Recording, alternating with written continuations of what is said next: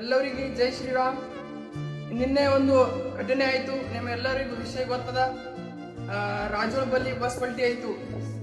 ಎಲ್ಲರಿಗೆ ವಿಡಿಯೋ ಮುಖಾಂತರ ಮುಂಚಿತವಾಗಿಯೂ ನಮ್ಮ ಬಸ್ನೂರು ತಾಂಡ ಬಲ್ಲಿ ಒಂದು ಸೇತುವೆ ಅದ, ಅದು ಮಳೆಯಿಂದ ಕುಸಿದು ಬಿದ್ದ ಅಂತ ಹೇಳಿ ನಾವು ವಿಡಿಯೋ ಮುಖಾಂತರ ನಿಮಗೆಲ್ಲ ತೋರಿಸಿದ್ದೀವಿ. ಈಗ ನಿಮ್ಗೆ ಮುನ್ನೆಚ್ಚರಿಕೆಯನ್ನು ಕೊಡ್ತಾ ಇದ್ದೀವಿ. ಆಳಂದ ಶಾಸಕರಿಗೆ ಮತ್ತು PWD ಅಧಿಕಾರಿಗಳಿಗೆ ಮುನ್ನೆಚ್ಚರಿಕೆಯನ್ನು ಕೊಡ್ತಾ ಇದ್ದೀನಿ. ಮುಂದಿನಗಳಲ್ಲಿ ಧರಣಿ ಕಾರಣ ಆಗುತ್ತದೆ. ಧರಣಿ ಮತ್ತು ಹೋರಾಟಕ್ಕೆ ಕಾರಣ ಅವಕಾಶ ಮಾಡಿಕೊಡ್ಬೇಡ್ರಿ, ದಯವಿಟ್ಟು ಅವಕಾಶ ಮಾಡಿಕೊಡ್ಬೇಡ್ರಿ. ನೀವು ಎಚ್ಚರಿಕೆಯನ್ನು ಕೊಡ್ತಾ ಇದ್ದೀನಿ.